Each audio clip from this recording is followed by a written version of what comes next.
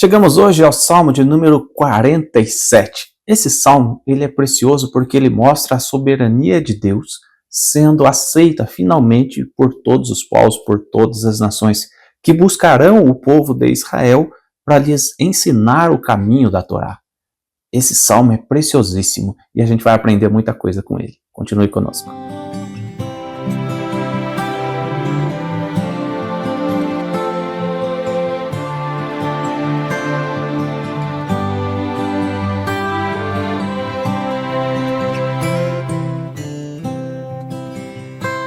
Olá meus amigos, Shalom Aleichem, sejam todos bem-vindos mais uma vez ao nosso canal da Sinagoga Havat Hesed. Nessa playlist, além da leitura de cada um dos 150 salmos, nós temos estudado um a um, de acordo com as palavras e os conceitos do Rabino Chaim Kanievsky, que são trazidos a nós neste livro aqui.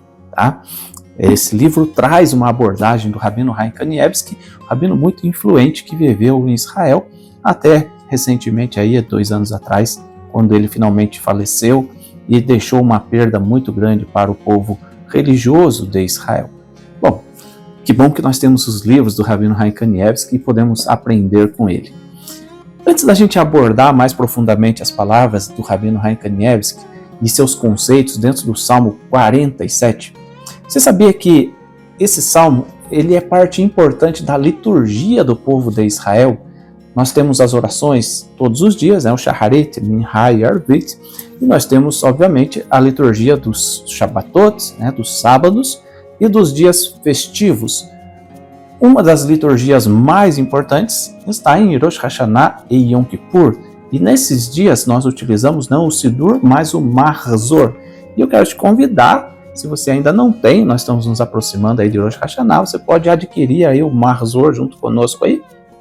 O telefone está aparecendo aí na tela, para você adquirir o Mahzor com toda a liturgia das duas principais festas ali, Rosh Hashanah e Yom Kippur. E ele vai ser muito importante para você. E dentre esses aspectos muito relevantes, nós temos o Salmo 47, que é parte da liturgia justamente no momento que antecede o toque do shofar em Rosh Hashanah, o Yom Teruah, o dia do toque do shofar.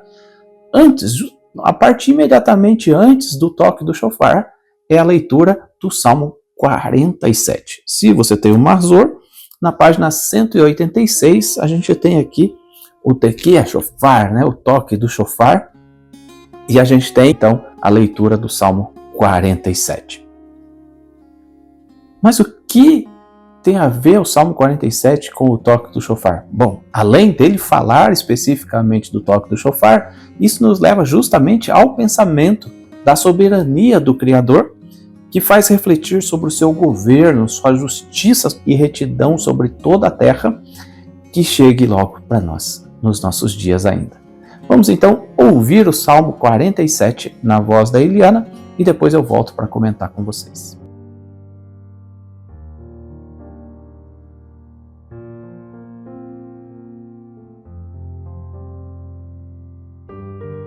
Salmo 47.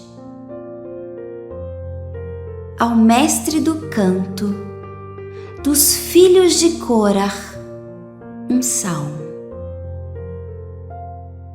Vós, ó todos os povos, aplaudi, aclamai a Deus com vozes de júbilo, porquanto o Eterno, o Altíssimo é excelso, Ele é o grande Rei sobre toda a terra. Povos a nós submeteu, e nações colocou sob os nossos pés. Ele escolherá a nossa herança, o esplendor de Jacó, a quem Ele ama. Eleva-se Deus ao som da teruá, o Eterno na voz do shofar. Entoai salmos a Deus, cantai ao nosso Rei, elevai-lhe preces, porque Deus é Rei em toda a terra. Entoai-lhe hinos com harmonia, Deus reina sobre todas as nações. Deus está no trono de sua santidade. Os príncipes dos povos se reuniram ao povo do Deus de Abraão. Reconheceram que ao Eterno obedecem todos os guardiões da terra. Magnificente é sua grandeza. Agora que ouvimos o Salmo 47, nós vamos refletir sobre ele. Começamos, e como nós temos feito nos últimos vídeos, nós vamos utilizar inicialmente a edição Vengrovsky, que traz alguns comentários mais breves dentro de cada um dos Tehillim. E o Salmo 47, no versículo 4, nos diz assim: povos a nós submeteu e nações colocou sob os nossos pés. Rabino Ovadia Sforno foi um rabino muito influente que viveu na Itália cerca de 500 anos atrás. Ele dizia assim: Deus guiará os povos desde os confins da terra até Jerusalém, para trazê-los ao domínio de Israel. Então, as próprias nações se beneficiarão disso, uma vez que receberão a instrução de Israel para aprender a servir a Deus de forma sincera e consciente. Olha que precioso esse salmo e olha que importante, que relevante é a missão de Israel. Ensinar as nações a servir a Deus de forma sincera e consciente. Esse é o ofício sacerdotal. Israel, desde o princípio, era chamado de nação sacerdotal, povo santo adquirido pelo Eterno. E essa missão sacerdotal se revela na palavra desse salmo, mas também nas palavras proféticas. Você pode ler, por exemplo, Isaías capítulo 11, Isaías capítulo 2, vários capítulos do profeta Isaías, e o profeta Zacarias, outro profeta relevante para o povo de Israel, também fala muito disso. Vamos ler alguns versículos do profeta Zacarias. Zacarias capítulo 2, versículo 10 ao 12 nos diz assim: canta e exulta, ó filha de Sião, porque eis que venho e habitarei no meio de ti, diz o Senhor. Vamos ler de novo, olha que precioso. Porque eis que venho e habitarei no meio de ti, diz o Senhor. Naquele dia, olha como é profético, naquele dia, muitas nações se ajuntarão ao Senhor e serão o meu povo. Habitarei no meio de ti, Jerusalém, Israel, e saberás que o Senhor dos Exércitos é quem me enviou a ti. Então, o Senhor herdará a Judá, como sua porção na Terra Santa, e de novo, escolherá a Jerusalém. Quando a gente reza a Amidá, a gente faz uma bênção que fala justamente a respeito disso, né? Quando a gente fala e os nossos olhos verão a tua volta a Sião com misericórdia. Olha que precioso. As palavras do profeta Zacarias conectadas com o ensino do Rabino Ovadia Sforno com o que está escrito no Salmo 47, versículo 4. Mas Zacarias ele ainda deixa mais explícito isso, as nações vindo a Jerusalém para servir a Deus. Olha o que diz Zacarias capítulo 8, versículo 3 ao 5. Assim diz o Senhor: voltarei para Sião e habitarei no meio de ti, Jerusalém. Jerusalém chamar-se-á cidade fiel, e o monte do Senhor dos Exércitos, Monte Santo. Assim diz o Senhor dos Exércitos: ainda nas praças de Jerusalém sentar-se-ão velhos e velhas, levando cada um na sua mão o seu arrimo por causa da sua muita idade. As praças da cidade se encherão de meninos e meninas, que nelas brincarão. Os idosos, muito idosos, andarão com as suas bengalinhas nas ruas de Jerusalém, e as crianças vão brincar nas praças da cidade. E Zacarias ainda diz mais no capítulo 8, no versículo 20 em diante, ele fala assim: assim diz o Senhor dos Exércitos: ainda sucederá que virão povos e habitantes de muitas cidades, e os habitantes de uma cidade irão a outra dizendo: vamos depressa suplicar o favor do Senhor e buscar ao Senhor dos Exércitos.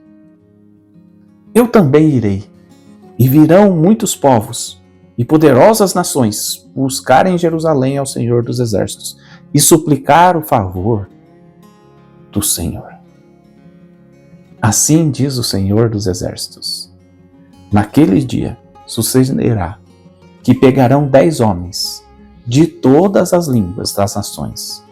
Pegarão sim, na orla da veste de um judeu, e lhe dirão: iremos convosco, porque temos ouvido que Deus está convosco.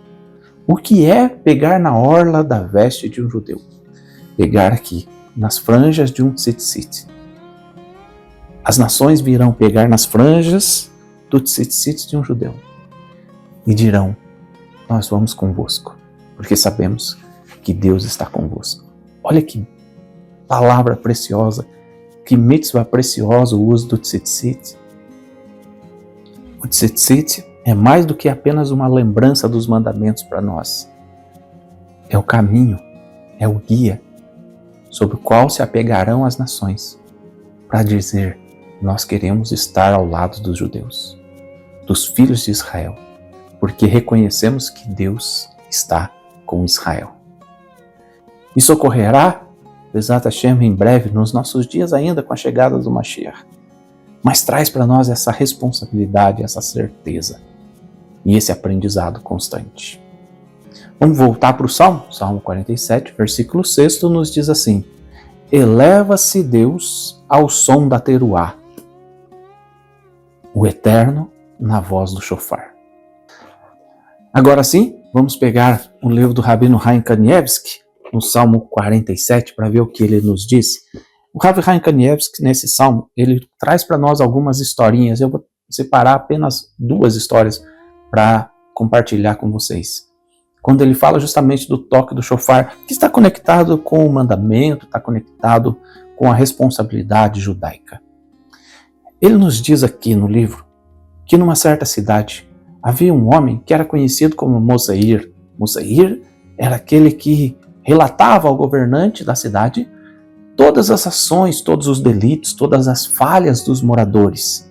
E obviamente ninguém gosta de uma pessoa assim, um dedo duro, né? Aquele que só gosta de ficar apontando os defeitos dos outros. Isso rendia para ele, óbvio, o desprezo das pessoas, a repulsa das pessoas. Certo ano, durante o mês de Elul, o mês que antecede ao Rosh Hashanah, as grandes festas, ele anunciou que desejava servir como Baal Toqueia. Quem é Baal Toqueia? É aquele que toca o shofar na sinagoga para os outros ouvirem.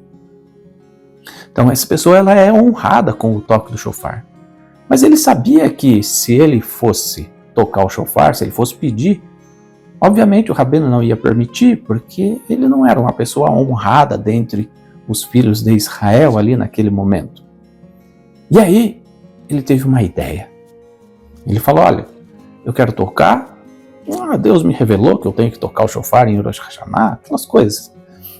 E se vocês acharem que não, se vocês não concordarem em me deixar tocar o shofar, sabe o que eu vou fazer? Eu vou ir lá no governador e vou falar para ele que eu queria tocar o shofar, mas que vocês não me deixaram tocar só porque eu sou amigo do governante. Claro que isso vai fazer com que o governante fique irado com vocês. Pense bem o que vocês vão fazer, hein? E aquelas ameaças, né? Aí o rabino pega e fala: olha, quer saber? Eu vou deixar você tocar o shofar. Você vai ser o Baal Toqueia. Quando chegou Rosh Hashanah, na manhã de Rosh Hashanah, na hora do toque do shofar, leu-se o Salmo 47, e ele, o Moseir, ele corre subir a Bimá para fazer o toque do shofar. E aí, quando ele vai lá, está pronto para tocar o shofar, o rabino vem e bate no ombro dele e fala: ei, você não vai tocar o shofar, vai ser o fulano que vai tocar o shofar hoje. E ele: como assim? Você havia me prometido. Sim, eu prometi e vou cumprir. Só que você vai tocar o shofar em Yom Kippur, não em Rosh Hashanah. E aquele homem saiu revoltado com o rabino. Saiu revoltado, porque ele não tocaria o shofar em Rosh Hashanah.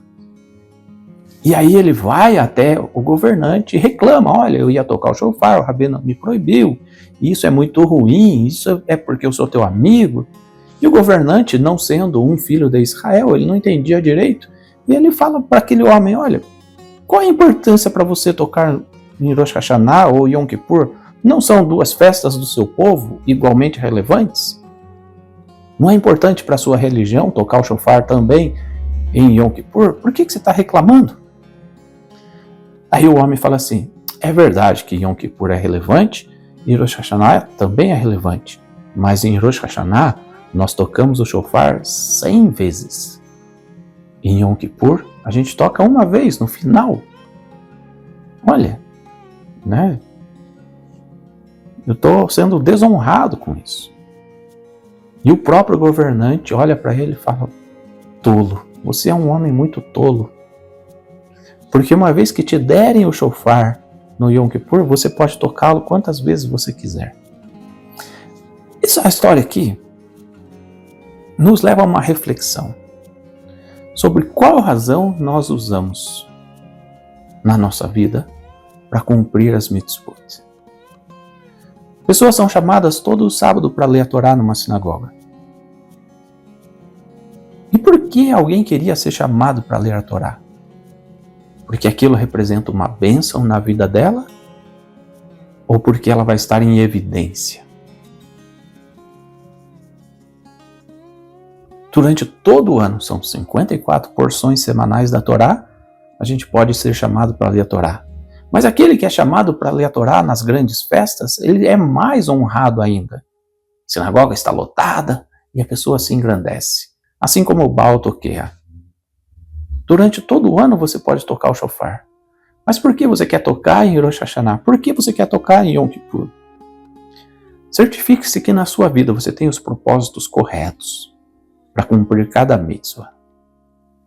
Se você tiver a honra de tocar o shofar em Rosh Hashanah na sinagoga, que o faça como um despertar para as pessoas servirem a Deus, para anunciar o que está escrito nesse versículo. Eleva-se Deus ao som da teruá. Anunciar que Deus está sendo exaltado através daquele toque.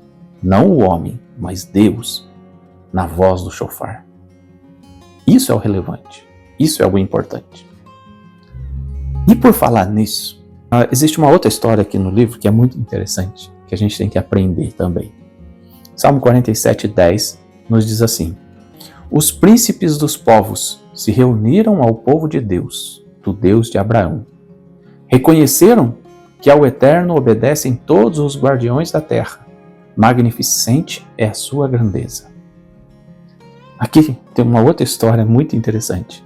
Vocês sabem, obviamente, que toda sinagoga precisa de recursos. Toda instituição precisa de recursos, né? Nós, como homens, precisamos de recursos para sustentar a nossa família com o nosso trabalho.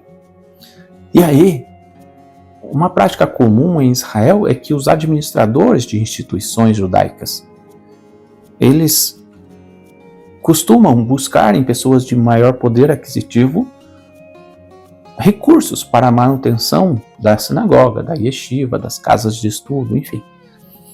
E ocorre que numa certa vez, líderes de algumas instituições judaicas conseguiram um contato e conseguiram levar uma pessoa muito rica, muito influente, até o Rabino Chaim Kanievsky. Na mente daqueles homens, o Rabino Chaim Kanievsky podia falar palavras boas, abençoar aquele rico, e ele daria grandes somas de dinheiro para a sinagoga, para a yeshiva. E eles esperavam que o Chaim Kanievsky falasse para ele muitos elogios e assim convencesse aquele rico a fazer tzedakah para a sinagoga.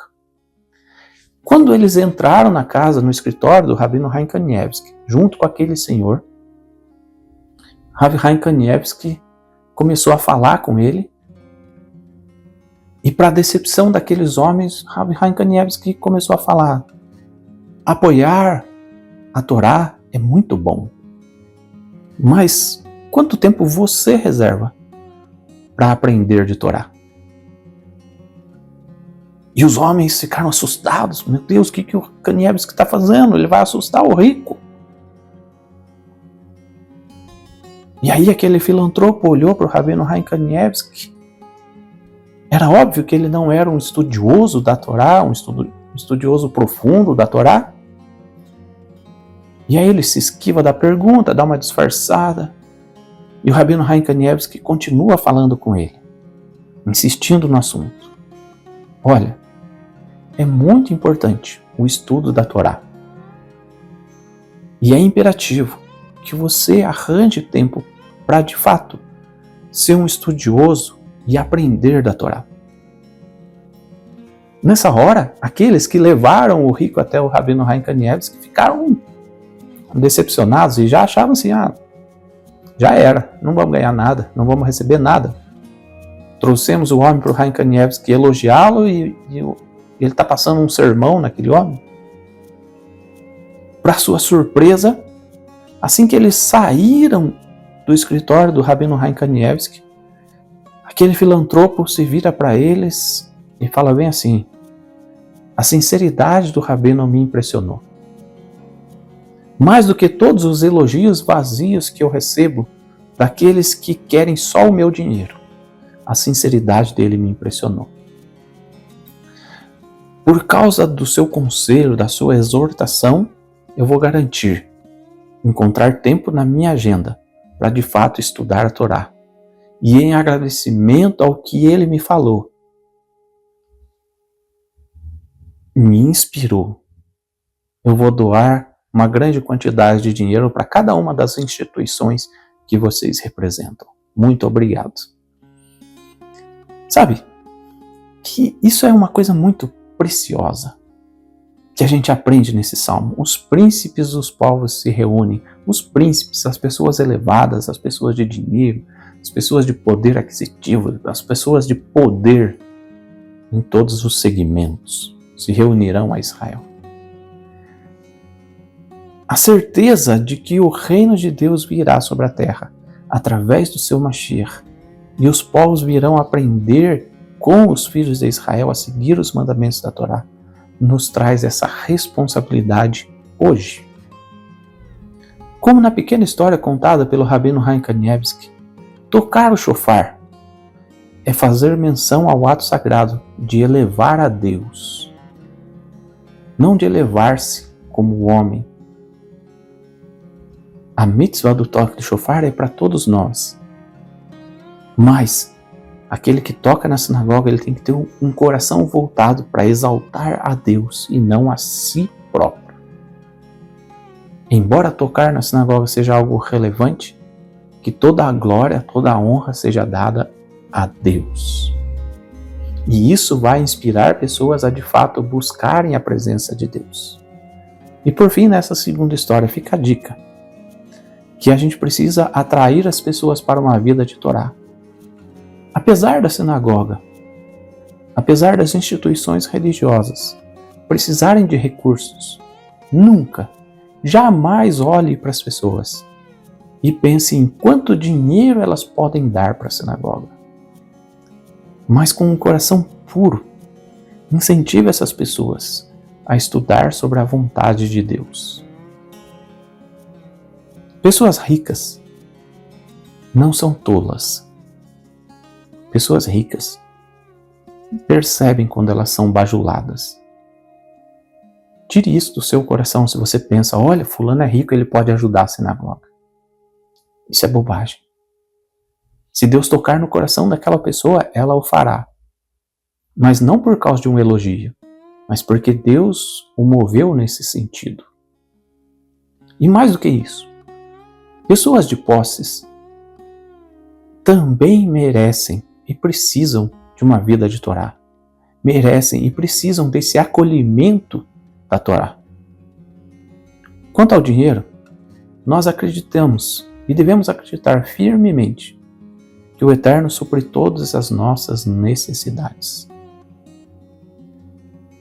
Se no teu coração,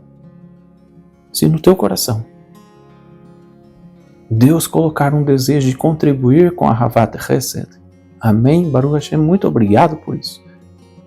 As contas estão aqui na descrição do vídeo, é só copiar e fazer o seu depósito. E se você quiser fazer de forma anônima também, você pode depositar e não precisa se identificar. De qualquer forma, fica a nossa gratidão. Mas saiba que na Havat Hesed, as pessoas são muito, infinitamente mais importantes do que o dinheiro. E assim deve ser com o povo de Israel. Acolher as pessoas para que elas possam cumprir Torá. Não por causa do dinheiro, mas porque elas merecem ter um coração grato a Deus. De qualquer forma, se você chegou até aqui, que Deus te abençoe grandemente. Que Deus possa fazer com que a sua vida seja abundante em bênçãos.